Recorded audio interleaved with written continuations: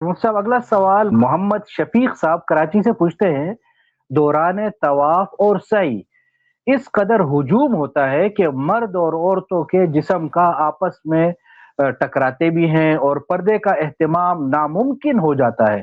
کیا ایسی صورت میں حج کی مقبولیت میں کوئی فرق آتا ہے؟ اور کیا اس گناہ سے بچنے کی کوئی صورت ممکن ہے؟ اس بارے میں ضرور بتائیے۔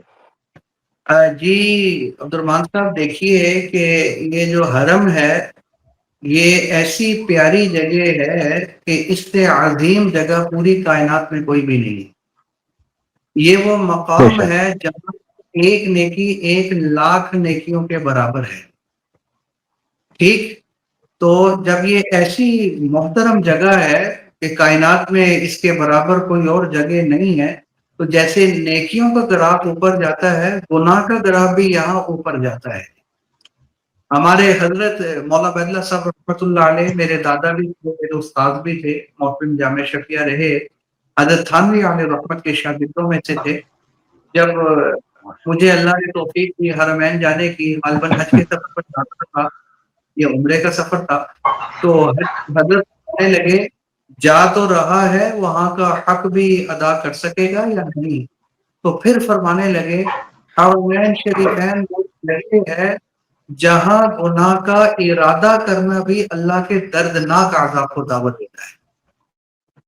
اور دلیل کے اللہ۔ طور پر یہ وَمَن يُرِدْ فِيهِ بِإِلْحَادٍ، جو میرے اس حرم میں ارادہ بھی کرتا ہے ٹیڑے پن کا، نُذِقُهُ مِنْ عَذَابٍ عَلِيمٍ، ہم اس کو دردناک عذاب چکھائیں گے۔ جب ارادے پر دردناک عذاب ہے تو گناہ پر وبال کے دے۔ اب عورت کا مرد کے جسم کا آپس میں چھونا، پھر عورت کا بے پردگی کے ساتھ چہرے کو ننگے کر کے پھرنا، ٹھیک، یہ سب گناہ والی باتیں ہیں، پردہ بھی فرائض میں داخل ہے، اور مرد کے جسم کے ساتھ جسم کو لگانا یہ سب ناجائز اور حرام ہے۔ لہذا خاتون کو چاہیے، خواتین کو چاہیے کہ بالخصوص وہاں تو پردے کا اہتمام کرے۔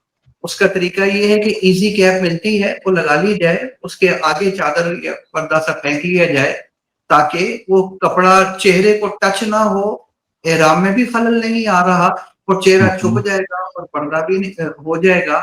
ورنہ جو غیر محرم اس کو دیکھ رہے ہیں، ظاہر ہے ان کی بد نظری کا گناہ اور وبال اس پر بھی آئے گا، کیونکہ موقع تو اس نے دیا اور ان کو بھی ظاہر ہے گناہ ملے گا۔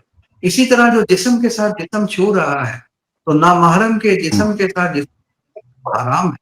تو ایسی خواتین کے لیے مشورہ یہی ہے کہ یہ ہجوم اور رش میں داخل نہ ہو، یہ کوشش کریں کہ ذرا تھوڑا سا پیچھے ہٹ کے جہاں زیادہ رش نہیں ہے، اور مردوں کے جسم سے ہمارا جسم جو ہے وہ ذرا تھوڑا سا الگ ہی رہے، ذرا پیچھے رہ کر طواف کریں، بھلے تھوڑا سا لمبا چکر ہی کیوں نہ ہو جائے، تاکہ اس برائی اور گناہ سے حفاظت ہو جائے۔ سوشل میڈیا پر سب سے قدیم اور سب سے ریلائبل برانڈ درس قرآن ڈاٹ کام